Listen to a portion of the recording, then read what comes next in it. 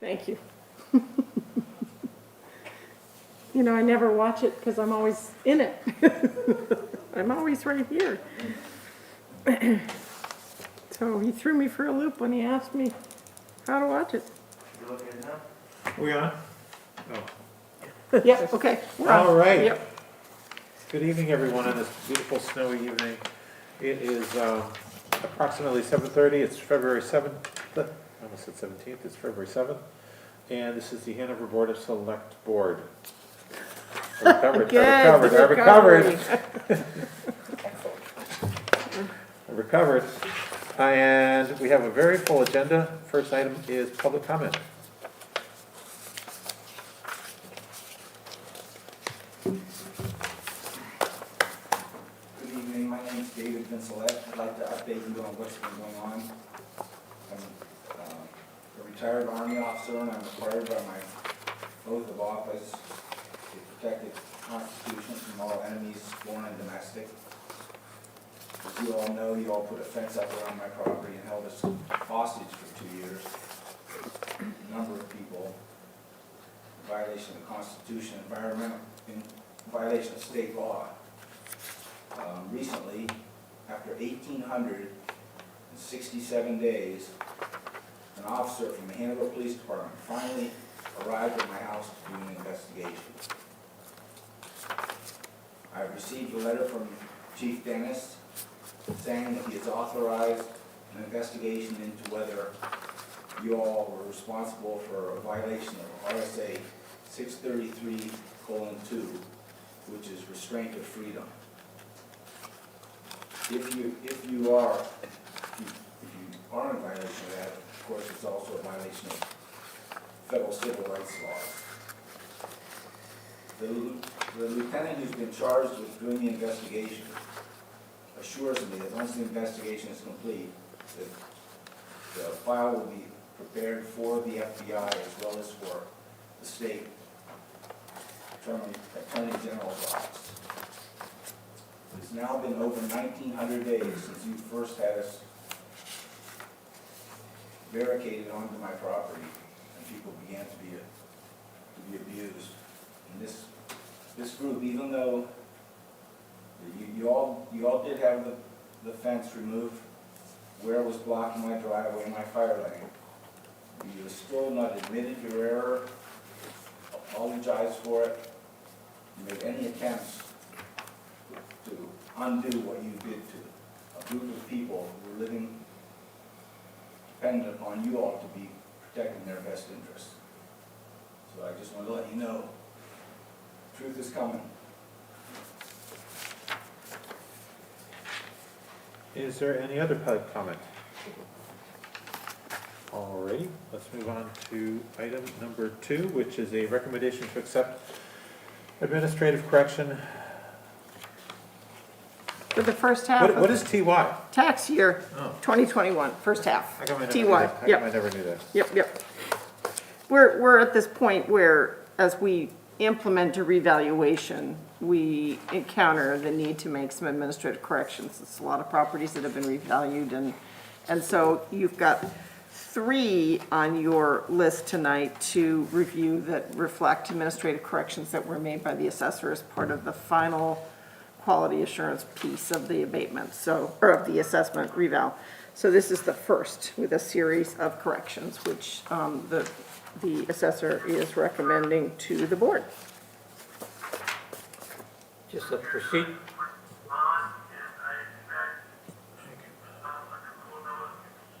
I think he's, Well, if I mute him. no, don't mute him, just tell him we can Hey, hear. Peter. Yeah, Oh, geez.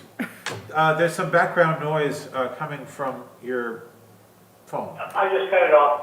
Thank Okay, you. thanks. Just a procedural question. Yep. There's a long list of different things here. Yes.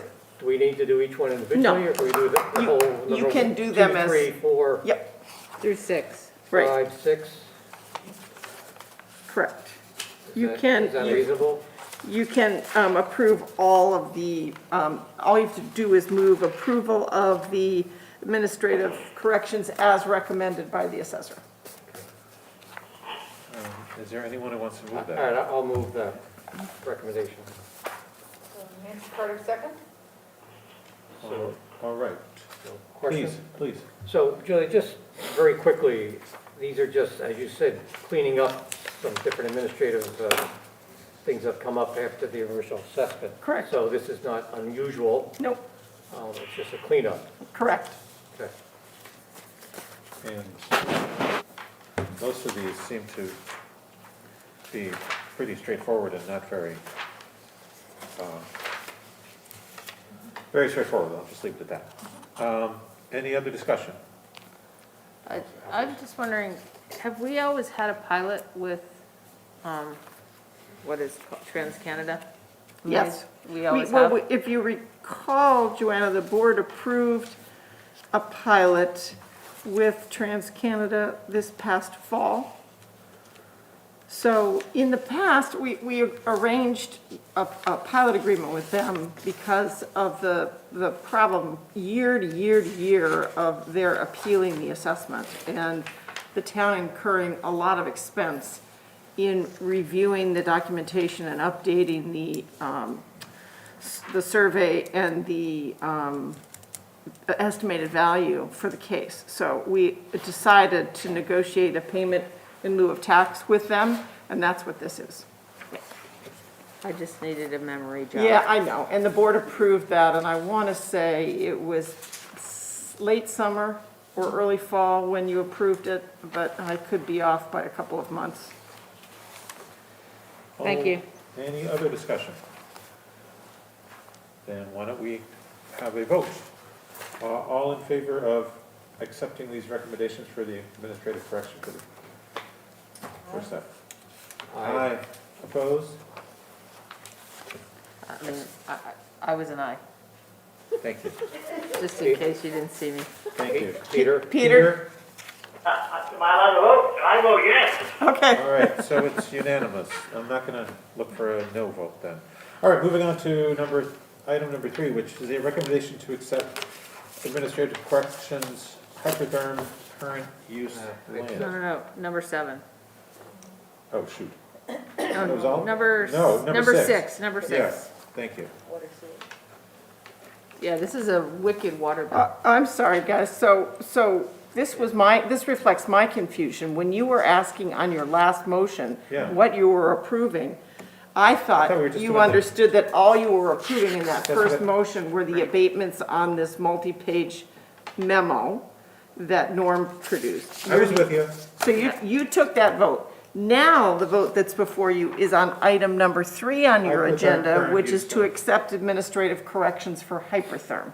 Separate item, Okay. separate action. My apologies, I hadn't understood your question. I was with you. Okay, well, but Joanne, I'm sorry, I wasn't. I clearly misunderstood. Mr. Chair, I'd like to move that we accept the recommendation for administrative corrections of the Hypertherm current use land. Bill was second? And I'm just reading over the memo again. Is there any further discussion on this? Hearing no further discussion, I'll call for a vote. All in favor? Aye. Aye. Peter? Aye. And that is unanimous. So now we're on item Now we're on number TransCanada. 4. Right, now we're on the TransCanada. TransCanada. I was wondering why you were talking about I know, TransCanada. that's why if Well, I I was was like jumping it all together. if I looked confused, that's, So, now I all understand right, why. this is, just so we know what we're talking about, this is a recommendation to accept administrative corrections regarding TransCanada. Could you explain what a pilot is again? A pilot, otherwise known as it stands for payment in lieu of tax, Oh, is when a municipality and a property owner, typically involving a large piece of property or a combination of parcels where repeated appraisals is an expensive proposition, arrive at an agreement that extends over a period of time relative to the payment of taxes. For years, communities up and down the Connecticut River have been involved in real estate appeal cases with TransCanada over the value of the flowage rights, which is essentially the land that would be encumbered by water if the dams gave way and you had significant flooding along the Connecticut River. We ultimately decided, and we negotiated this as a group of communities up and down the river on the New Hampshire side, to arrive at a payment in lieu of tax with TransCanada so that we wouldn't have to continue to be involved in litigation over the value of flowage rights. The board adopted that pilot last year, and then this is just an administrative correction that needs to be made again, coming out of the revaluation as recommended by the assessor. Great. I think I'll move that we, do we already have a motion? Nancy moved it. Yeah. Do we have a second? Not yet. Bill, I'll second it. Okay. Any discussion on this? Wonderful. Let's, all in favor of accepting this recommendation? Aye. Peter?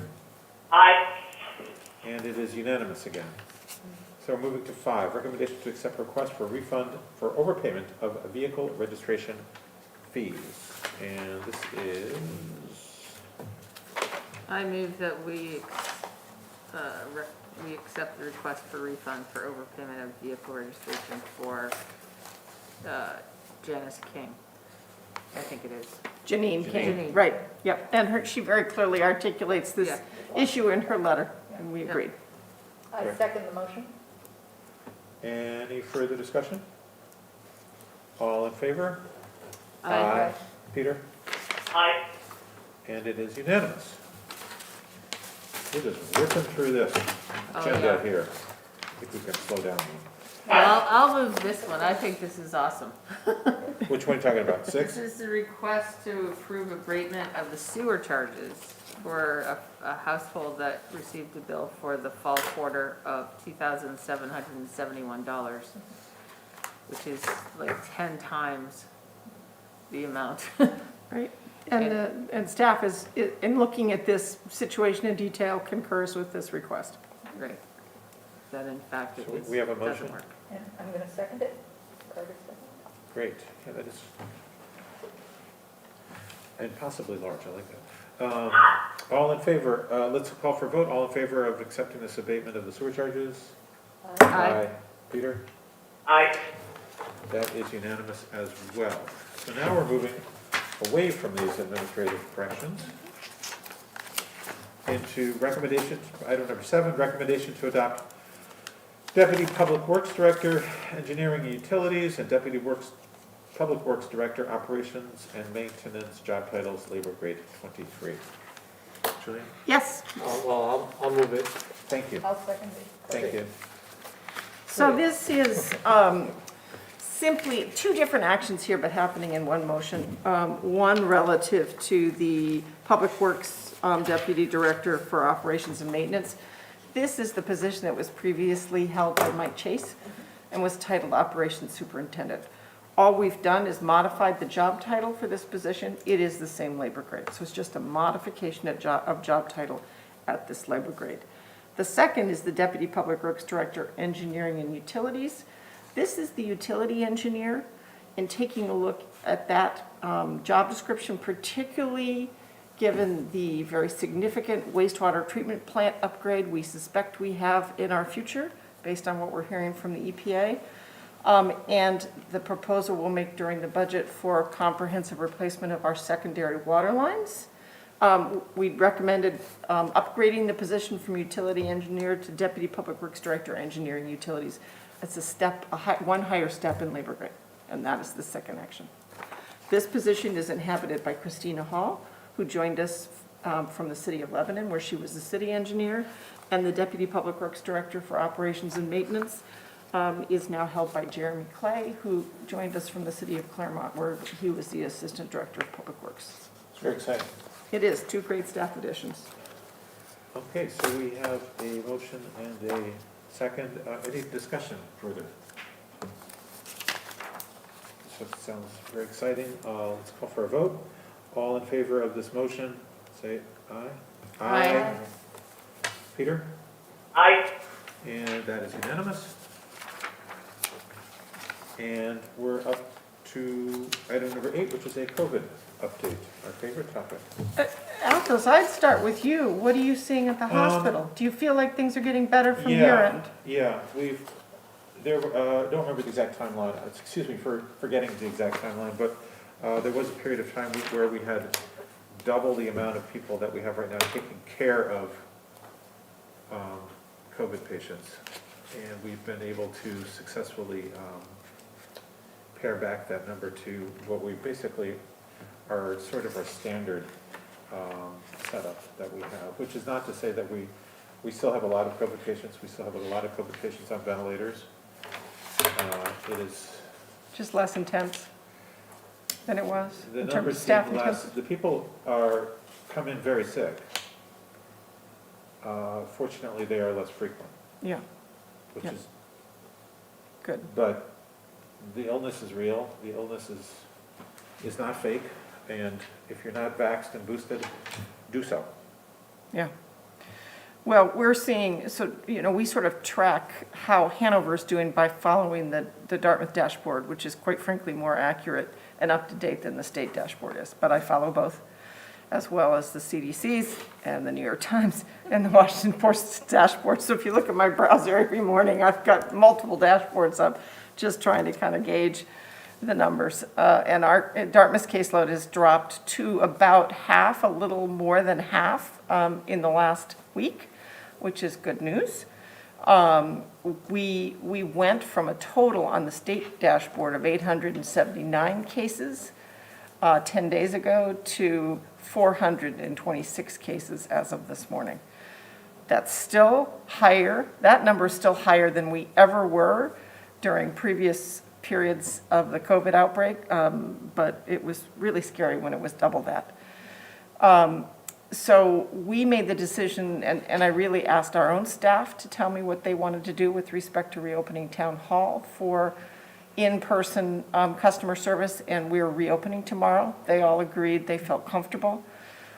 Part of what makes us feel comfortable is that everybody's wearing KN95 and N95 masks now, so the masking protocols that people are using, I think, just make us feel safer. And in addition, the library has remained open this whole time with good mask compliance. The Parks and Rec Department is evaluating what additional programs they may let back in the building. They still have a steady stream of courses going on, but not as many as people would like if we were under completely normal operations. And police and fire will remain essentially closed to the general public. People can come into the front entryway, but they're not allowed back into the operational areas because, again, we need to be sure we keep our public safety staff as healthy as possible.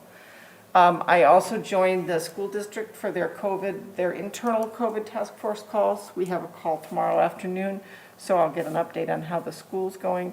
Obviously, the big question that we'll start to have asked to us, it's already coming up a little bit, but I know once our case numbers go markedly down, when do we lift the mask requirement? And part of our decision will be in consultation with Dartmouth in terms of what they're thinking about when students return from spring break. So I would say to the board, my sense is that there'll be a desire for us to drop the mask requirement for downtown retail and restaurants and indoor spaces, but I have no way of knowing how this is going to play out over the next few weeks. And for now, people seem to be very comfortable wearing masks when they're in town facilities and downtown. So I'll keep the board posted. I'm sure the school district will be wrestling with this issue as well. And they're watching the numbers just as we are in terms of their own school outbreaks. So we've had a significant number of cases amongst our staff, either sick staff or sick close family members, residents in their household, but everybody is bounced back. And the lion's share of them were vaccinated and boosted, although 2 or 3 were not vaccinated and definitely felt pretty punky as a result of the Omicron virus. So that's our COVID update. There's not much happening at the state level in terms of any leadership being provided at this point. The legislature is only now hearing bills on whether or not they should allow virtual meetings, which isn't going to do us a whole lot of good with the Omicron outbreak, because by the time they vote on these, it'll be too late anyway.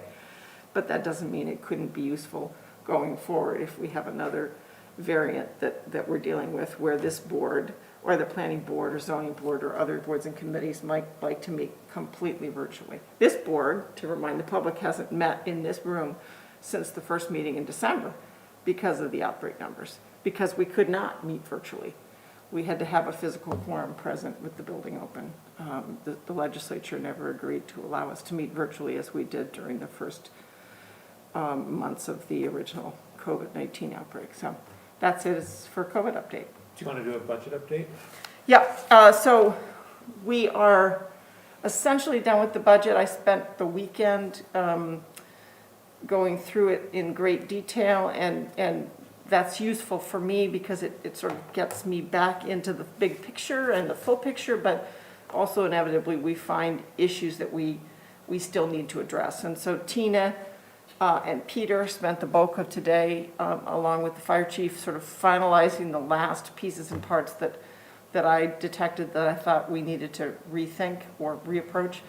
I'll know tomorrow how we're doing in terms of how we're meeting our tax rate target. I, however, do not anticipate a problem with meeting our tax rate target of no more than 3.5% to 3.9%.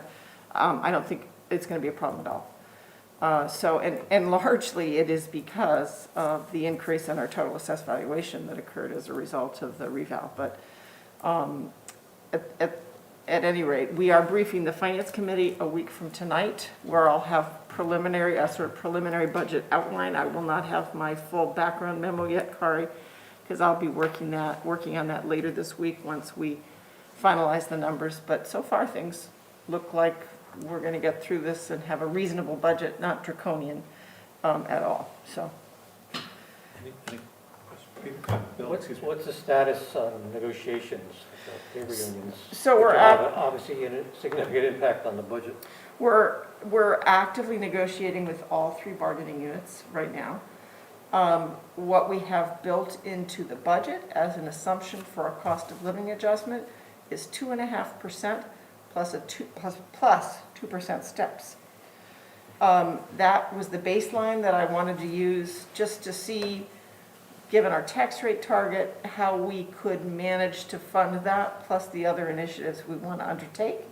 And so we're at 2.5% plus steps. You can understand and appreciate, however, that when the CPI Northeast Urban Index sized BC communities for 2021 was 7%, that unions negotiating right now are hoping for a significantly higher cost of living adjustment than 2.5%. So that's where we're both the union and town are actively involved in discussions right now, is that gap. And I think we should have an update for the board in about a week in terms of where we think we may land, but that's, for now, what I have built into the budget is a 2.5% COLA plus 2% step increases. Thank you. Peter, do you have any questions? No, I'm all set, thank you. And let's move on to acceptance of donations. Do we need 2 motions for this? I assume we do. Yes. So we have some wonderful donations. The first one is from Daniel and Deborah Jansen to the Etna Library in the amount of $100. I move that we accept this wonderful donation. For a second. I'll second it. All in favor? Aye. Peter? Aye. That passes unanimously. Thank you very much to the Jansens. And the second one is a donation from Jane Womack to the Etna Library in the amount of $100. I'll move that. Is there a second? I'll second that. I just, I didn't read this agenda very carefully. I just left Jane at work about an hour or so ago. She was working very hard all day. Thank you, Jane. We have to vote on this. All in favor? Aye. Aye. Peter? Aye. Thank you very much, Jane, for that wonderful donation. Then we move on to appointing a new deputy town clerk. And this is a recommendation to appoint Roberta Hitchcock as our new deputy town clerk. Roberta's a longtime election volunteer, knows the elections process backward and forward, and has volunteered to step up to move into the deputy town clerk role. That's excellent. I'll move that we nominate Bobby Hitchcock for deputy town clerk. So second? Wonderful. Any discussion? All in favor? Aye. Aye. Peter? Aye. And that passes unanimously. So we have, I guess, just one banner request, and that's from the Hanover Improvement Society. They have a bunch of dates, and I assume we can accommodate this? We can. We need a motion. Is there a motion, please? I'd like to move that we approve the multiple banner requests from the Hanover Improvement Society, dates listed in the agenda. Okay, I can second that. Just trying to find it here. It's right here, Bill. Anyway, in the end here. Yep. It's regarding the campaign.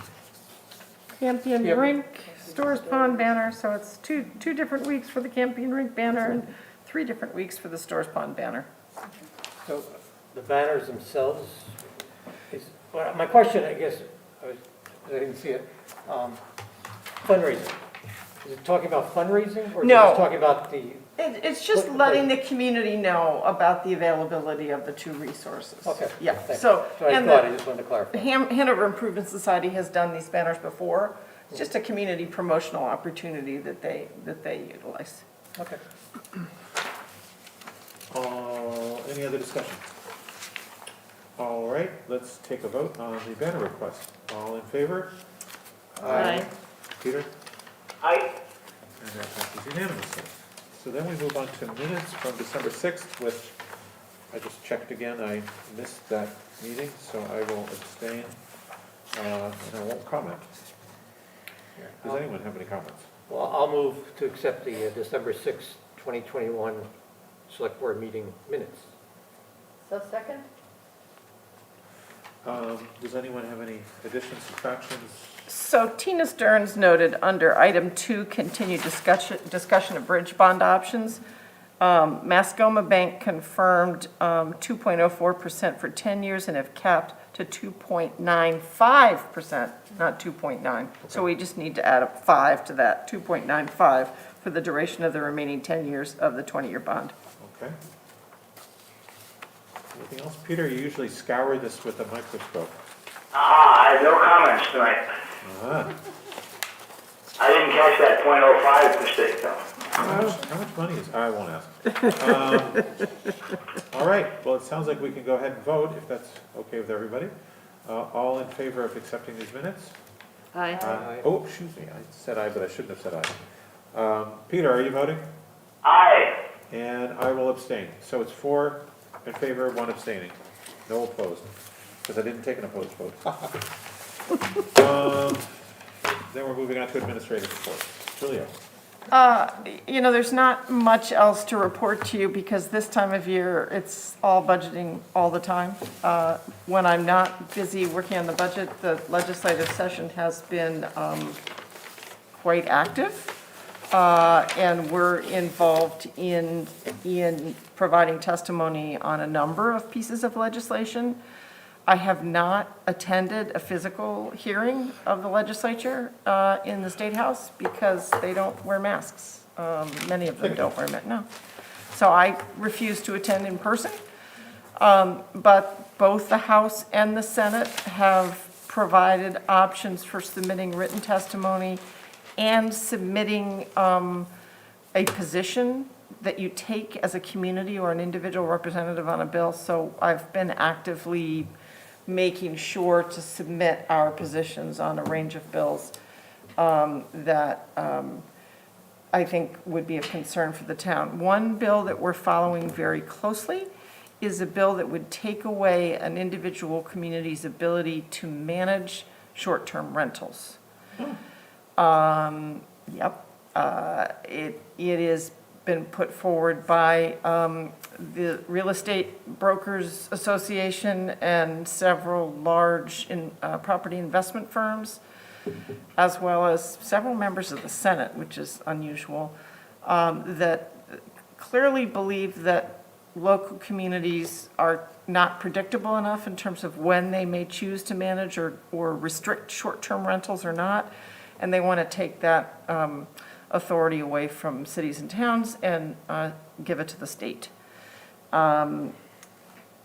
We are about to bring to you all, we have a draft now done of a rental housing inspection ordinance that is our work, which we've worked on for well over a year, to figure out how to manage short-term rentals so as not to deprive property owners of their property rights, but to ensure that abutters' needs are addressed and that they're managed in a thoughtful fashion. And if this legislation were to pass in Concord, we couldn't administer that body of regulation. So suffice it to say, it's been a fascinating session because while it is definitely a strong sort of libertarian approach on one side of the Senate, that same group are looking to take over regulating for cities and towns. So on the one hand, they want less regulation, and on the other hand, they want to essentially pull regulation into the state's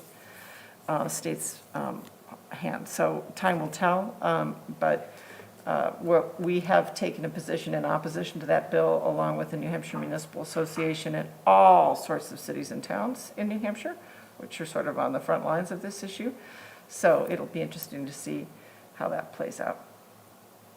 And other than that, I think that's it for administrative reports. Wonderful. Selectboard reports, Bill? All right. Peter, do you want to mention anything about the letter in the newspaper today? Yeah, I was going to ask you that. I was waiting for her administrative report to talk about her being the New Hampshire Clean Energy Champion of the Year. Yeah. Tell us about that. Well, two things I will say, Peter. One, when managers announce they're going to retire, sometimes these awards happen before you're out the door.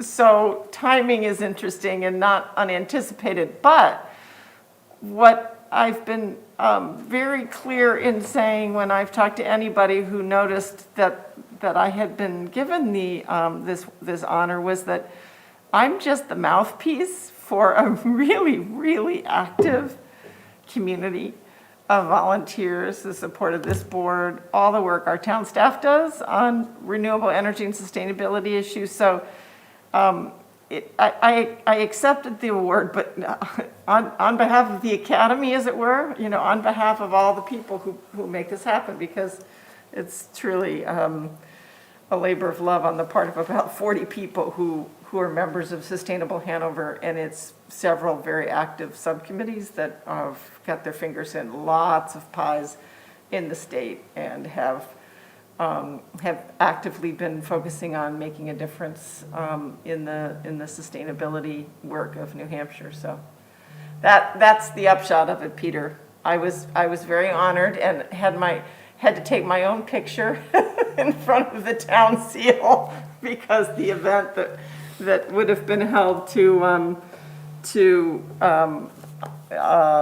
bestow the honor on me had to be canceled because of COVID. So it was very low key, but I have a very nice plaque sitting on my filing cabinet area in my office if anybody wants to take a look at it. Well, modest as always, but thank you, Julia, for leading all these charges. My pleasure.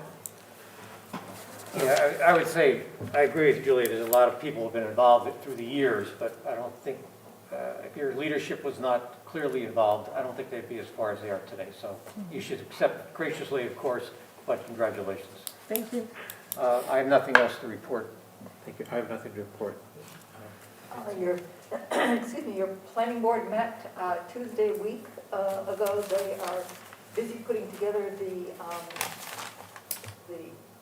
changes that they would like to propose in the planning board amendments that will go before town meeting. You get plenty of notice about this because there will be public hearings on these matters.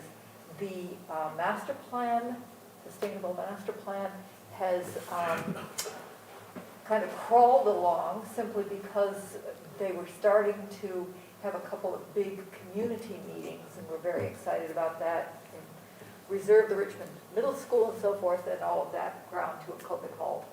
But hoping that maybe in April that can be done. And in the meantime, on our town website, there is a survey about what you as a citizen would like to see happening to your town, or what your vision of your town is in the next decade. And that's also where they will post, and it's quite a good, clear to read website when they next have community meetings. Your Hal board had a facilities committee meeting today with their consultants who have been at work about the last 9 months, doing all kinds of, as many of you know, the whole plan for furniture and carpets and all of the lighting and all of the things you can see, which would have been nice for the Hal, ground to a real halt when we said, hey, wait a minute, let's look at the building itself.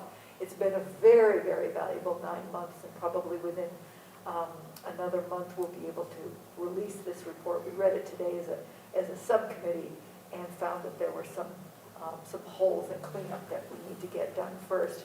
But it's really an excellent look at things as glamorous as HVAC units and the tightness of window seals and all kinds of really guts of a building, and how you make a whole library much more efficient. And when we get through all of this down the road, then we'll get a library that is worthy of new carpet and new furniture. But we're really getting, like good homeowners, you know, you're all homeowners, and you know, you look at the floor of your basement to make sure it's not wet. That's exactly what the Howe is doing right now. The Hanover Walk Bike Committee met today. They've shifted their meetings to Mondays from 4 to 5:30, working on staying engaged with the sustainable master planning efforts. They were looking forward to bring forth a proposal to reduce the speed in the downtown core to 25 all around, and they'll bring something to the select board sometime this spring. I mean, everyone's really busy, but it's a very interesting initiative, just to deal with some of the safety things. A lot more people out walking and biking, and we track people who get run over, but not the people who get injured, and there's been a lot more of those, and so we're just looking at ways to reduce those numbers and to have a more bike walk friendly community. So lots of good work, lots of new volunteers. Had a Thayer's, what does she call it? She's like a Thayer fellow who's joined the group and wants to work with us. So Great, good group. yeah. That's all. Great. Peter, do you have anything to report? All set, no. Great. And is there anything under other business to come? Nope. All right. And then I believe on page 2, there has been a request for a non-public session to discuss items pursuant to RSA 91A:3, Roman numeral 8, Roman numeral 2, A, C, and E. Bill Garrity, yes. Ethel Strassius, yes. Nancy Carter, yes? Joanna Whitcomb, yes. Peter? Peter Christie, yes. Thank you, everybody. Thanks, We're in everyone. public session. Drive safely. Bye. Julie, you give me a call. Yep, we will, Peter. Thanks. We're going to go downstairs in the front area, where we can sort of spread around. Standing room only. Standing room, well, there are plenty of chairs too, if you prefer sitting. but- Standing's good. Standing, Well, yes, wasn't after, that, what was it, Lynch? Who was the governor that had? oh, no, it was, Not Lynch. Craig Benson. He was a short term. Yeah, he only lasted 2 years, but he did love having everybody stand for meetings, yep, to make them shorter. So, I appreciate everybody's brevity because I have a birthday call in Saudi Arabia. oh, is it your birthday? 37 years old, no, but I was there 37 years ago. Oh. You were present I was present. on the occasion I was. of their birth, his birth, whose birth? Young James. Oh, James.